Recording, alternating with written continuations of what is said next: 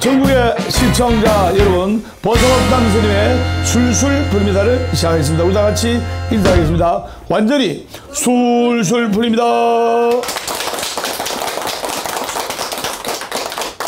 우리가 새해는 새 마음 새 뜻으로 정말 힘차게 출발해야 됩니다. 과거는 힘들고 어렵고 괴로운 일들이 많았기에 새술을 새 푸대에 담아야 되는 것처럼, 그리고 여러분들이 옷을 입을 때, 새 옷을 입을 때 정말 마음이 개운하고 기분이 좋듯이, 그 다음에 새 신발을 신을 때, 새 신발을 신을 때 그 첫 마음은 평생 그 신발에 더러운 거 안 묻히고 잘 걸어 다닐 수 있을 것 같은 그런 마음이 드는 거예요. 초발심시 변정각이란 말이 있습니다. 제가 선정하겠습니다. 초발심시 변정각. 그래서 처음 먹은 그 마음이 정각을 이루고, 처음 생각했던 그 마음이 깨달음과 소원성취를 부르는 거예요. 법당 스님 항상 생활불교, 대중불교, 현실불교를 강조합니다. 생활불교, 생활 속에 녹였어야 되고, 대중불교, 대중들이 공감해야 되고, 현실불교, 현실 속에 녹여 샌데 말입니다. 저기 와서 결혼 못한 아들, 딸들은 우리 108 열리지 자명신 보살님하고 인연을 맺어가지고 또 결혼도 하고 잘 먹고 잘 살고 애기도 놓고,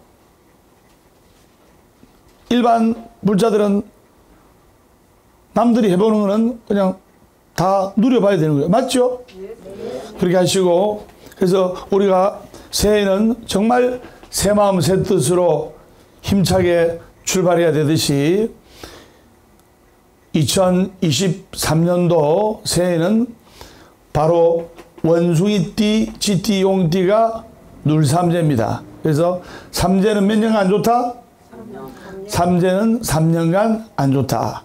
사람에게는 9년은 좋은 해이고 3년은 아주 안 좋은 해인데, 그 안 좋은 3년 기간이 바로 삼재다. 삼재가 뭐냐? 세 가지 재앙이다. 세 가지 재앙은 뭐냐? 돈이 나가고 건강을 때리고 자식들이 잘 안 되고 또는 관제구설이 따르고. 그럼 아들, 딸이 결혼을 해야 되는데 결혼을 못해. 이 또한 삼재에 해당하는 거예요. 부모님의 근심 걱정 아닙니까? 정윤 팀장님께서 서울 강남에서 부산 보가사에 기도를 오실 때마다, 스님요, 우리 딸 결혼 좀 하게 해주세요. 지금은 딸이 결혼해서 좋은 사이랑 만나서 행복하게 잘 살고 있지만, 결혼 못한 그 시절에는 얼마나 속이 타고 답답하고 안타까웠습니까? 부처님의 원력으로 좋은 인연을 만나서 행복하게 사는 그 딸의 모습을 볼 때, 사이의 모습을 볼 때, 엄마로서 행복하다 1번, 행복하지 않다 2번, 몇 번? 1번. 많은 분들이 스님한테 주례를 부탁하는데, 제발 이제는 주례 좀 부탁하지 않으셨으면 감사하겠습니다. 주례 볼 시간이 없습니다. 그래서 전국 불자님들께서는 지금 전국 사찰에서 새정초기도 및 삼재풀이 또 제수불공을 봉행하고 있습니다. 보화사에서는 104위 신장님의 가우지 묘력으로 삼재든 사람, 원숭이띠, 쥐띠, 용띠, 삼재든 사람의 삼재풀이뿐만 아니라 사업성취, 만사형통, 결혼성취, 인연배필, 귀인상봉, 세수대통, 건강성취, 병고개차, 시험 합격, 학업성취, 모든 소원이 이루어지는 만사형통 특별 삼재 불공 봉투예요. 그래서 삼재든 사람은 삼재풀이, 삼재든 사람은 삼재풀이 또는 삼재불공이요, 삼재 안 든 사람은 바로 재수불공이다 이 말입니다. 그래서 사람이 살아가다 보면 삼재도 소멸해야 되고, 그리고 재수도 있어야 돼요. 우리나라에서 제일 재수 있는 스님 어느 스님? 완전히 술술 풀립니다. 사람이 운이 좋아야 돼요. 고스톱을 치더라도 내가 운이 좋고 재수가 있어야 나는 거예요. 근데 아무리 오강을 듣고 쓰리고를 하려고 해도 피박에 설사하면 그냥 가는 거예요. 그래서 스님은 그것도 모릅니다. 저런 풍으로 말씀을 드리는데, 그래서 우리가 새해를 맞이해서 반야의 지혜로서 좋은 인연 만나는 법에 관해서 이제부터 말씀을 드릴까 합니다. 부처님의 반야의 지혜로서 좋은 인연 만나는 법. 이 지혜로서 어려움을 극복하고 지혜로서 고통과 괴로움을 뛰어넘어서 모든 소원을 이룬 사람의 이야기를 하겠습니다. 어느 마을에 나이 드신 홀어머니하고 사는 노총각이 있었어요. 어머니가 3대 독자 외동아들을 어렵게 얻어가지고 이 아기를 놓을 때, 아들을 얻을 때 약사일의 부처님 전에 정말 간절하게 기도를 해서 어렵게 그 아들을 얻었어요. 근데 부처님 전에 기도해서 부처님께서 점지해 주신 아들이다 보니까 머리가 영특했어요. 머리가 영특했고 아주 총명하고 총기가 있었는데 그 아이가 15살, 20살, 30살 홍기를 놓쳐버린 거예요. 그래가지고 한 38 정도 된 거예요. 지금도 38이면 노총각인데 아주 오랜 옛날에 38이면 그냥 폐차 수준이에요. 폐차 수준. 그래서 그 아들이 왜 장가를 못 가는 거 하니 어머님이 남편이 없다 보니까 또 딸도 없고 딸랑 아들만 하나요. 그러니까 그 아들을 자기가 낳은 자식이지만은 친아들로서 의지하고 또 친구처럼 의지하고 때로는 마음속에 남편처럼 의지를 많이 했다 이 말입니다. 여기서 남편이라는 것은 그만큼 정신적으로 많이 의지했다 이 말입니다. 이해되죠? 네, 스님. 아마 남편 없이 홀로 키운, 즉 남편 없이 자식을 홀로 키운 그 어머니가 아들에 대한 그는 애착과 기대는 이루 말할 수가 없어요. 남편이 있으면 남편도 쳐다보고 아들도 쳐다보고 이런데 남편이 없이 홀로 외롭게 자식을 키우니까 그 아들에 대한 그는 기대는 이루 말할 수 없는 거예요. 딸만 있어도 그 딸에 대한 집착을 엄마가 하는데 그래서 그런지 좋은 여자가 나타나도 엄마가 아들에 대한 마음의 끈을 놓지 못하다 보니까 예를 들면 그 늦둥이 총각이 노총각이 여자친구를 데려와가지고 엄마 내 여자친구인데 이 여자친구랑 결혼해도 되겠나? 엄마 저녁에 이야기해줘. 그래가지고 엄마한테 여자친구를 데리고 오면 딱 보고 우리 예비 며느라가 참 좋네 이래놓고 저녁에는 아들한테 아들아 얼굴은 예쁜데 키가 너무 작아. 다음에 데리고 올 때는 키도 크고 얼굴도 예쁜 여자친구를 데리고 오면 아들아 얼굴도 예쁘고 키도 크고 한데 말이 너무 많아. 다음에는 아들이 데리고 올 때 얼굴도 크고 얼굴이 큰 게 아니고 키도 크고 얼굴도 예쁘고 말수도 조곤조곤하고 그런 예비 며느리를 데리고 왔는데 하는 말이 아들아 정말로 얘가 탐이 나는데 며느리로서 탐이 나는데 키도 크고 얼굴도 예쁘고 말수도 적고 교양도 있고 한데 아들아 대가리가 너무 머리가 너무 크다 아들아. 그러니까 아들이 효자예요. 어머니에 대한 그 효심이 남다르다 보니까 어머니 시키는 거 하다 보니까 결혼 못 간 거예요. 내일 모레 난 이제 40 가까이 됐는데 그 이제 아들이 바라는 것은 어머니 모시고 오래오래 사는 거예요. 근데 어머님은 또 그 아들이 좋은 인연 만나가지고 이제 결혼하기를 바라는 거예요. 근데 참 아이러니하죠. 어머님이 아들이 장가가기를 원해. 근데 좋은 여자가 나타나고 며느리감이 나타나면 시기질투해. 그래서 고부간의 갈등이 생기는 거예요. 내 아들이 좋은 여자 만나가지고 결혼하면 엄마로서는 기쁜데 이상하게 내 아들을 빼들어간 나쁜 여자 하면서 갈구는 거예요. 그래서 시어머니가 며느리를 갈구고 힘들게 하는 이유가 바로 거기에 있는 거예요. 남성분들은 안 그렇습니다. 며느리가 오면 시아버지가 며느리 괴롭히는 거 봤습니까? 안 괴롭혀요. 아이고 우리 아가 하면서 우리 아들아 행복하게 살아라 하는 겁니다. 여러분들 이걸 아셔야 됩니다.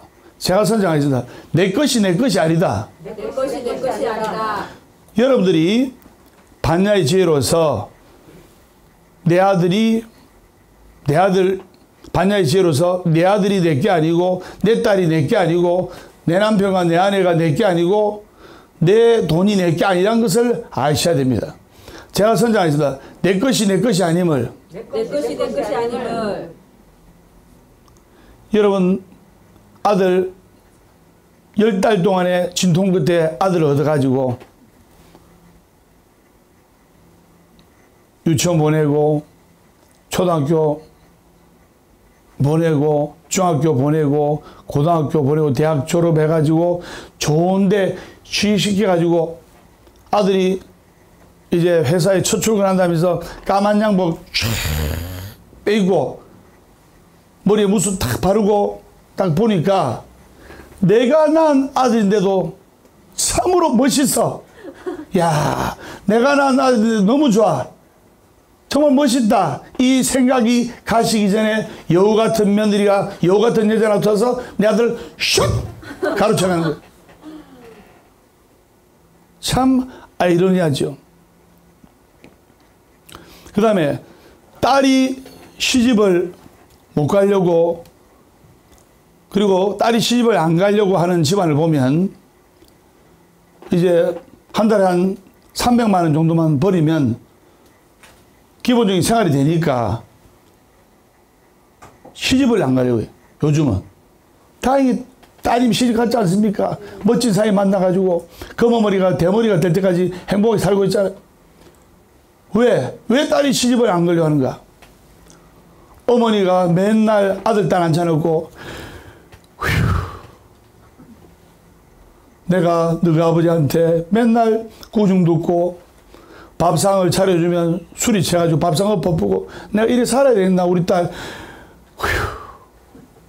그 모습을 지켜보던 딸이 시집을 간다. 1번 죽어도 안 간다. 2번 몇 번? 2번. 딸한테는 엄마가 불행한 모습을 보여놓고 딸이 행복하게 좋은 년 만나서 결혼하기를 바라는 거예요. 딸이 행복하게 결혼하기를 바란다면 남편한테 두들겨 맞아도 아파도 또 눈이 반치가 돼가지고 시퍼리 멍들어도 딸이 관연한 딸이 30대 딸이 엄마 눈이 왜 그래? 아빠한테 또 맞았어? 아니야 냉장고에 받쳤어. 아빠가 너무 잘해주셔. 너는 빨리 시집 가서 행복하게 살아야 돼. 엄마처럼 행복하게 살아야 돼.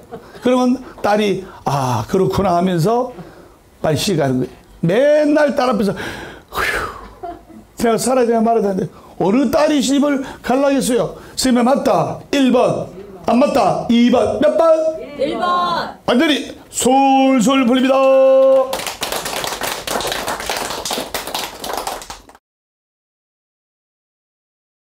오늘 이야기 너무 재밌습니다. 그래서 어머니가 평생을 기도해서 약살의 부처님께 기도해서 그 아들을 얻었는데 그 아들에 대한 집착으로 아들이 마흔 가까이 되도록 이제 결혼을 못하고 있었는데, 그래도 그 아들은 홀로 계신 어머니를 효심을 다해서 모시는 게 아들의 간절한 소원이었습니다.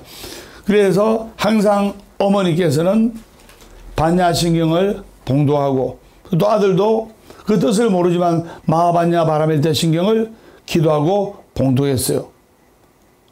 마하반야 바라멜타 신경이 뭐냐? 마하, 가장 큰 반야, 지혜로 바라밀다, 이 고통의 언덕에서 행복의 전도로 건너간다. 심경, 마음의 경이다. 즉 괴롭고 힘든 이 고통의 언덕에서 부처님의 가장 큰 지혜의 경으로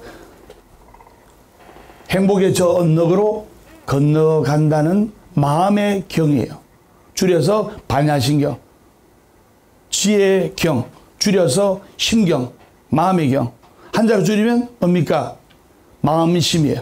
그래서 큰 스님께서 요령을 들고 기도를 하실 때 마음심자를 요령으로 흔들면서 연부를 하는 거예요. 탁탁 찍으면서.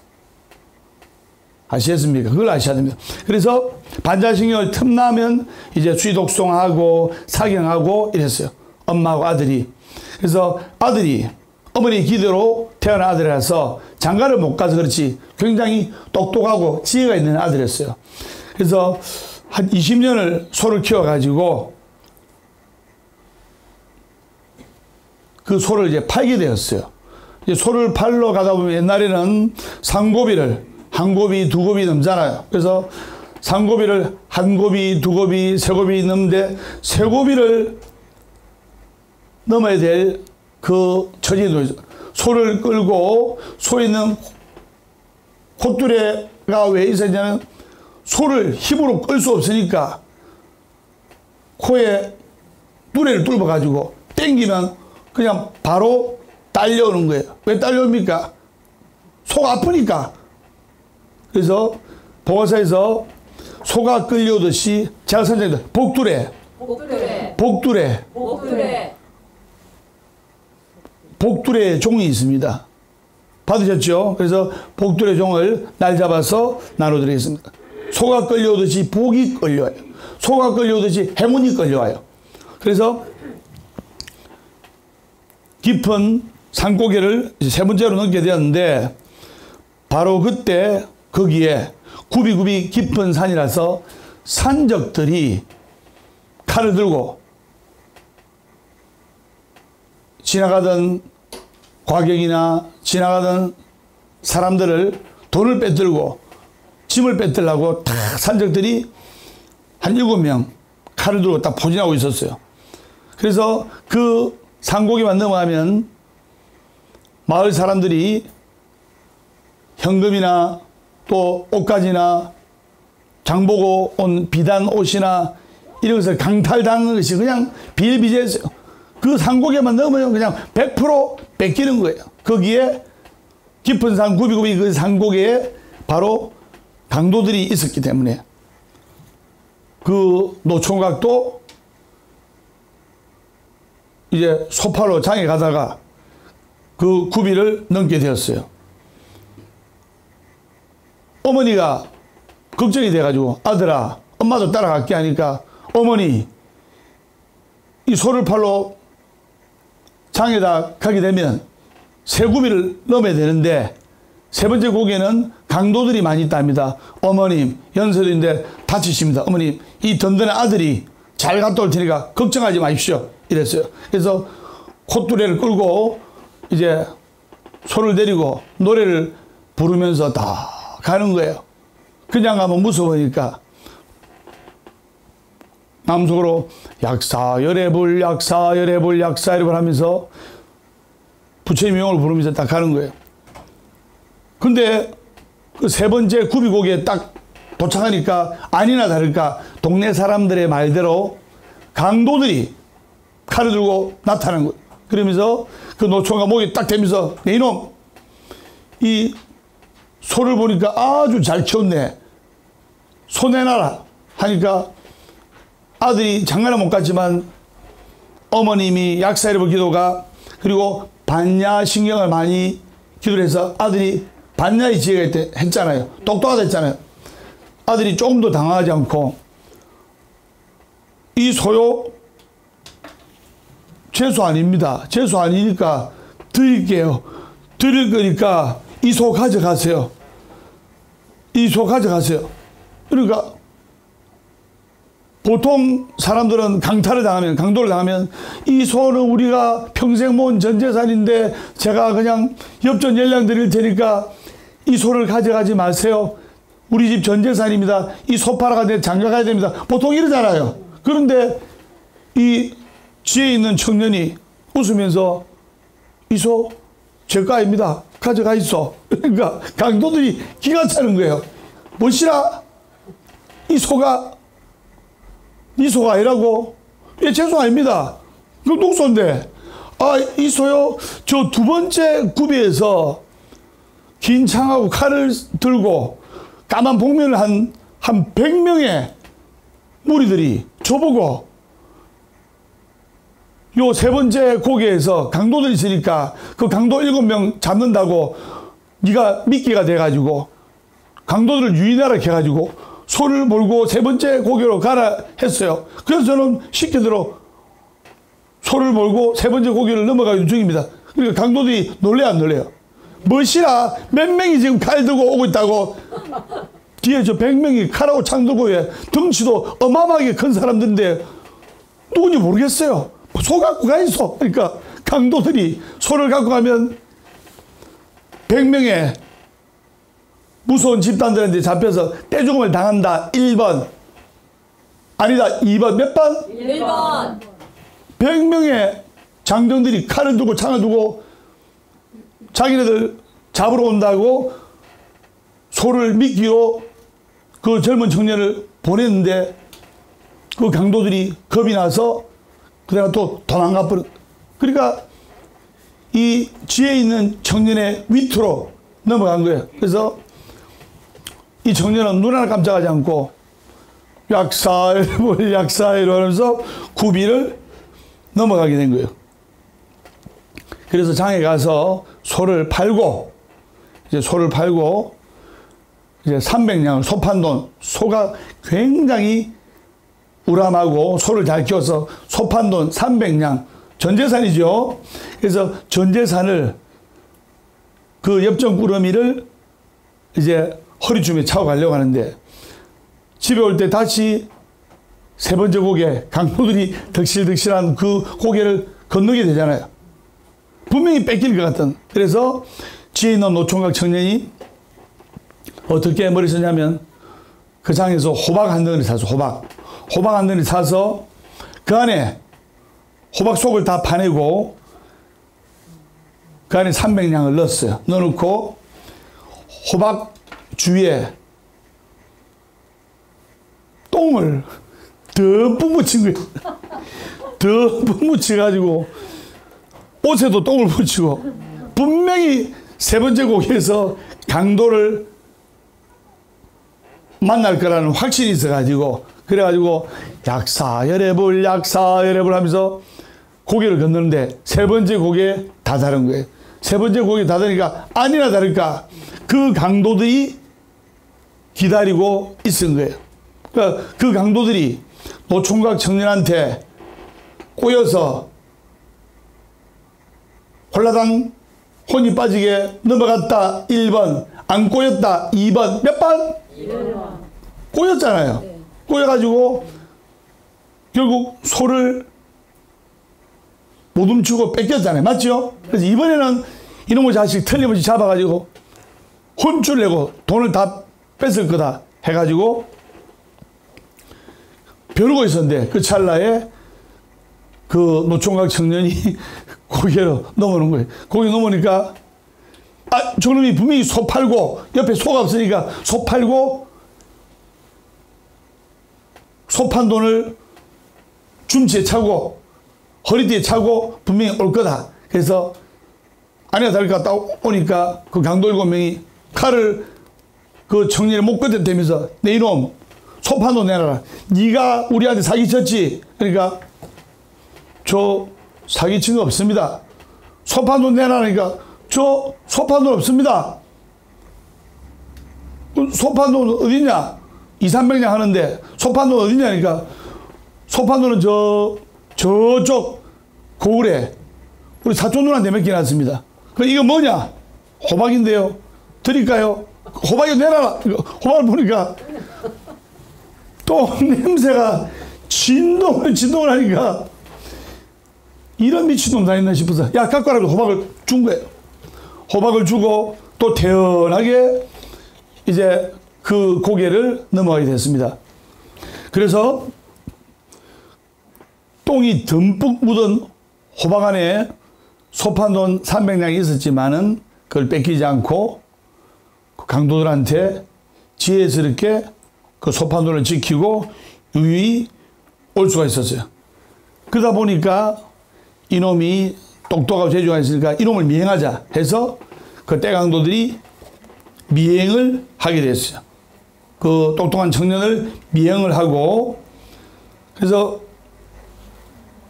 미행을 하니까 그 청년이 집으로 이제 들어간 거예요.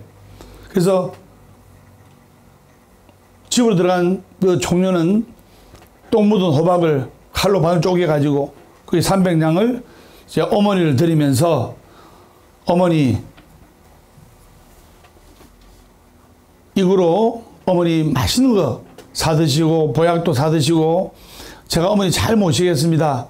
그래서 어머니 좋은 며느리 저한테 좋은 아내 얻어가지고 어머니한테 효도하고 싶지만은 제 나이도 이미 내일 모레 40이고 그래서 저는 결혼한 거 포기했는데 그냥 어머니만 잘 모시고 남은 인생 살아가랍니다. 그러니까 어머니께서 닭똥같은 눈물을 흘리면서 야 이놈아 엄마는 팔째 없는 너를 얻어가지고 너가 좋은 인연 만나가지고 행복하게 사는 게 소원이다. 그런데 내가 너에 대한 집착을 놓을 수가 없구나. 어쨌든 네가 부처님의 가피로 좋은 인연 만나기를 바란다. 좋은 인연 만나서 행복하게 결혼하기를 바란다. 그래서 아닙니다 어머니. 저는 그냥 어머니만 계시면 됩니다.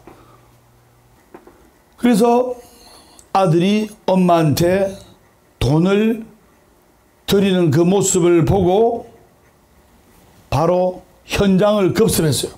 현장을 급습해가지고 그 모자를 덮쳤어요. 모자를 덮쳐가지고 돈을 빼뜨린 거예요. 너 이놈 소판 돈을 똥 묻은 호박에 넣어가지고 집에 갖고 왔구나 하면서 그 산적 떼강도들은 인정사정 없잖아요. 그래서 돈을 빼뜨렸어요. 빼뜨리면서 그 청년을 산에 끌고 가서 이제 포승줄 묶어가지고 그 청년을 깊은 산으로 끌고 갔어요. 끌고 가가지고 이 청년이 너무나 똑똑하니까 이 청년의 지혜를 빌리기 위해서 그 청년의 엄마는 놔두고 그 청년을 포승줄 묶고 돈 300냥을 빼뜨려 가지고 와가지고 내가 너에게 조건 하나 걸겠다. 즉 산적 두목이 그 지혜 있는 청년한테 딜을 하는 거예요. 네가 내가 말하는 해결책을 제시해주면 300냥을 줄 것이고 해결책을 제시하지 못하면 이 돈은 우리가 꿀꺽 하겠다. 그러니까 반야신경을 기도하고 부처님의 명호를 많이 기도한 이 청년이 조금도 당황하지 않고 네, 제가 최선을 다해서 도와드리겠습니다. 최선을 다해서 도와드리면 저에게 그 300냥, 소판돈 300냥 돌려주십시오. 저는 그 돈으로 늙으신 호르머니한테 효도를 해야 됩니다. 이렇게 이야기를 하는 거예요. 재밌죠? 네. 재밌다. 1번. 재미없다. 2번. 몇 번? 1번. 법담 스님은 더 재밌다. 3번. 한 개도 재미없다. 4번. 몇 번? 1번. 3번.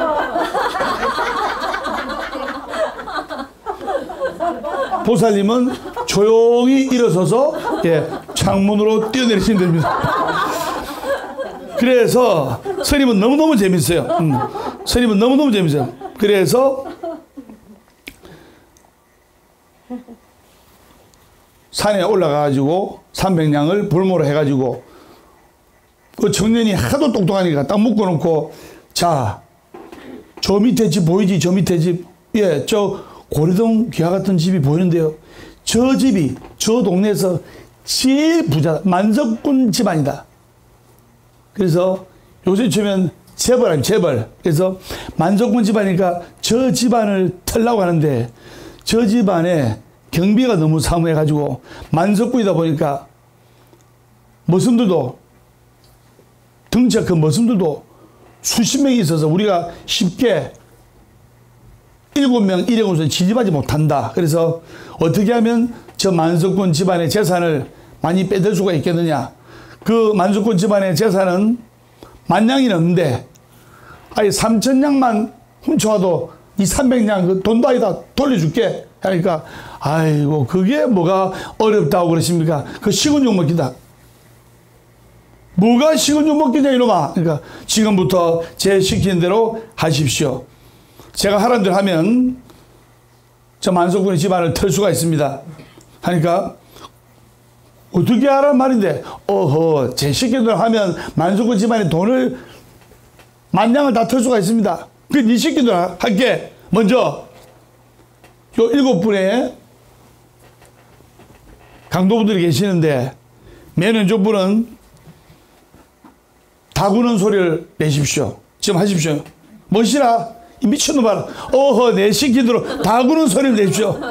그럼 만석군 집안에 돈 털 수 있나? 그러니까 100번 털 수 있습니다. 그래 이 시킨 대로 할게. 네가 하도 똑똑하니까 시킨 대로 할게. 그래서 칼을 든 강도가 칼을 내렸고 다 우는 소리 꺾여 꺾고 꺾여 꺾고 하는 거예요. 그러니까 그 지혜는 전이 좋습니다. 자 다음 분은 개 짖는 소리를 하십시오. 그러니까 칼을 내려놓고 강도가 하는 거예요. 그러니까 좋습니다. 다음 분은 칼을 내려놓고 늑대 울음 소리를 내십시오. 그러니까 돈만 10,000냥을 얻을 수 있다면 우리 그것도 할 수 있다 하면서 늑대 울음 소리 아우 늑대입니까 용입니까 아우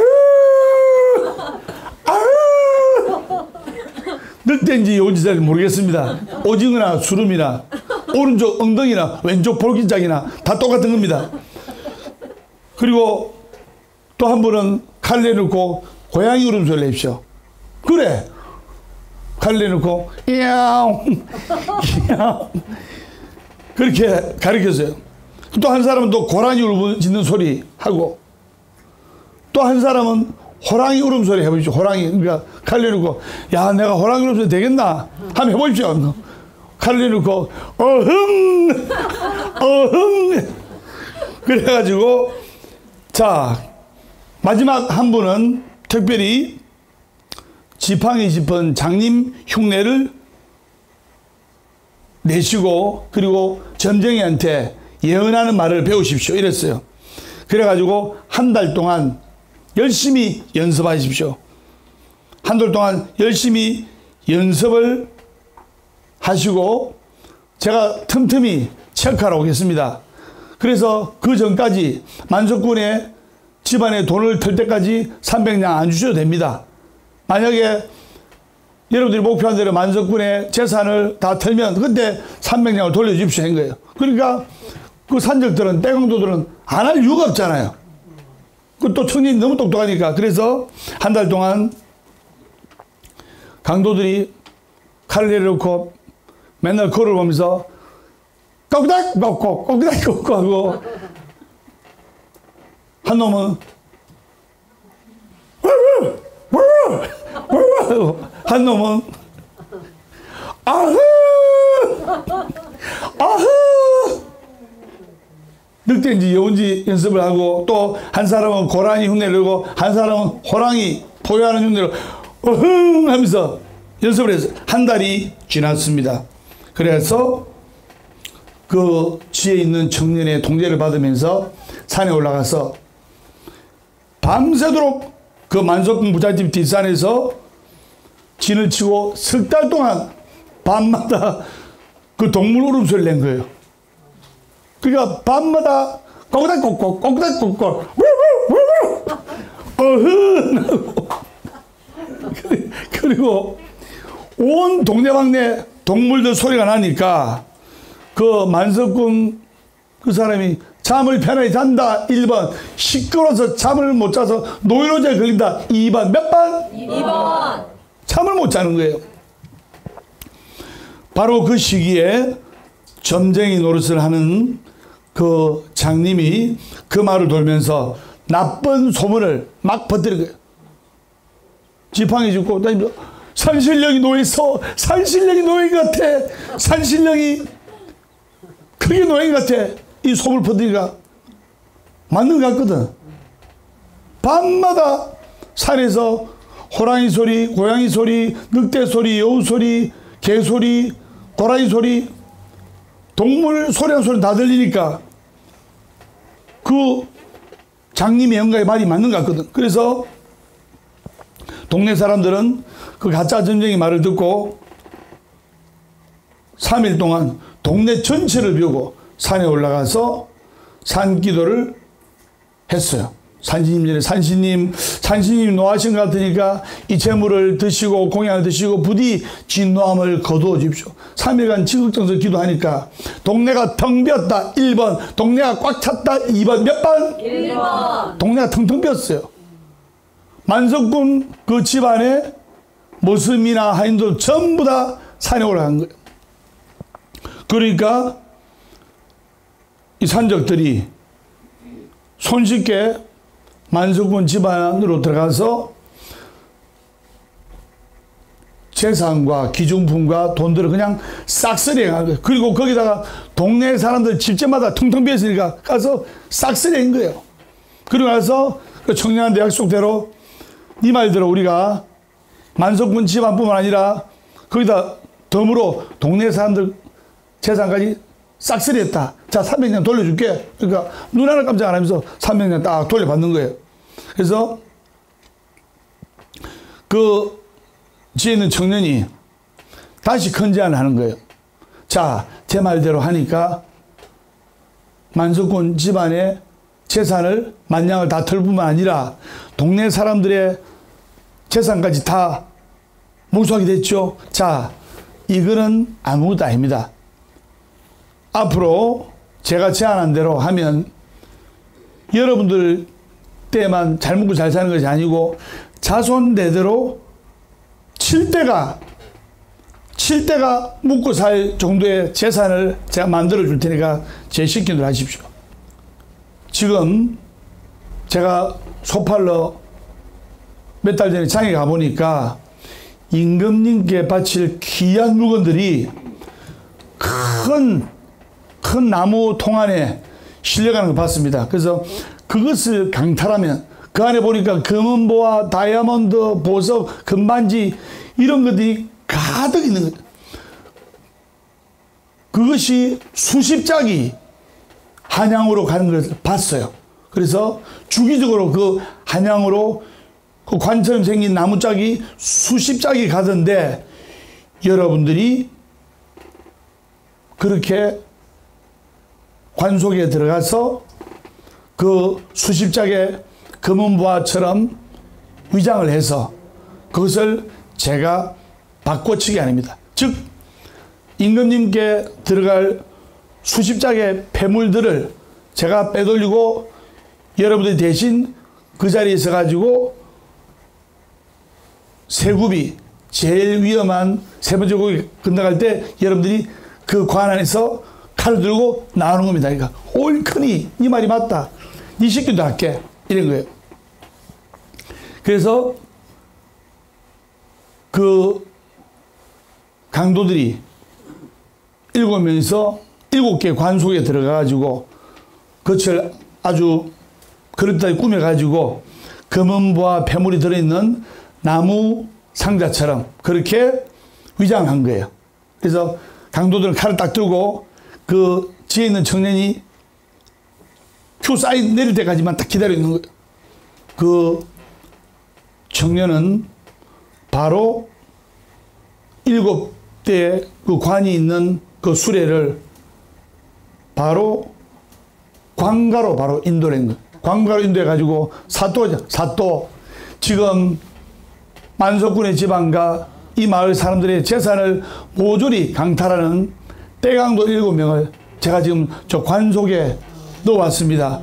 사또, 이 사람들이 극심하게 동네 사람들한테 민폐를 끼치고 피해를 입히니까 이 관 속에 있으니 그냥 바로 잡으십시오. 그러니까 수십 명의 창을 든 포조들이 그냥 그 7명의 떼강도를 손쉽게 제압한 거 아닙니까? 그래, 잡고 그 7명의 산적 떼강도들은 관가에 있는 감옥에 집어넣고 그 젊은 청년은 온데간 놈이 딱 사라진 거예요.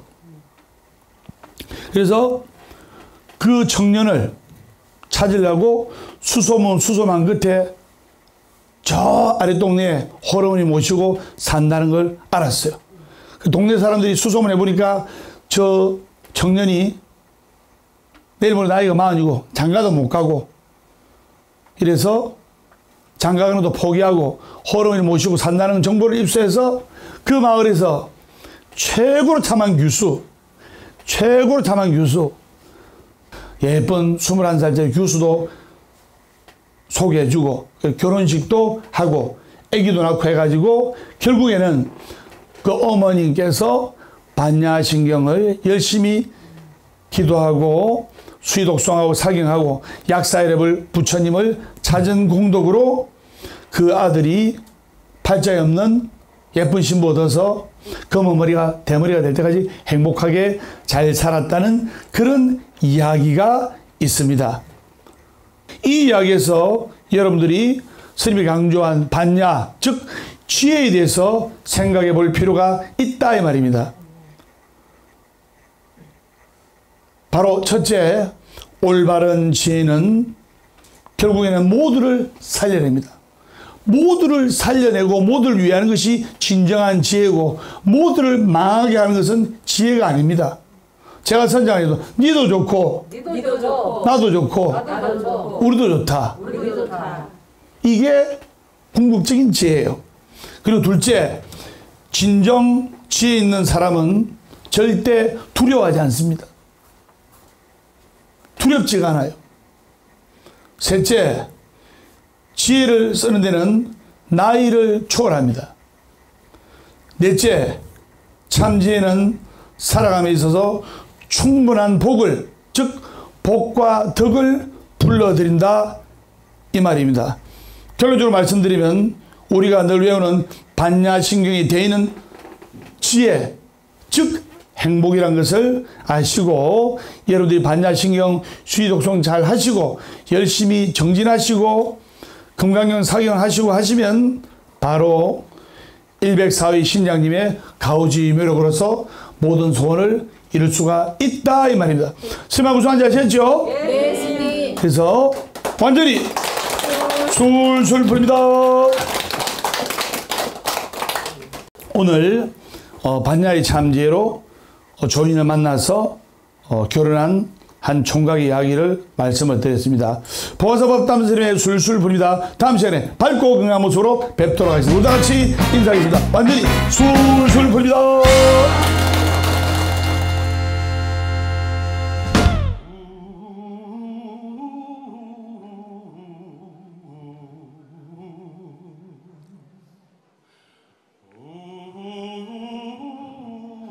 (36년이라는) 세월을 지나 여기 설 수 있는 용기를 주신 신도림 여러분께 감사드립니다. 멀고 험한 길을 돌아왔어도 여러분이 있어 힘들지 않습니다. 이제 더 이상 오랜 기다림은 없습니다. 법담 스님을 아끼고 법담 스님을 믿고 법담 스님을 기다려주신 여러분께 이 노래를 바칩니다.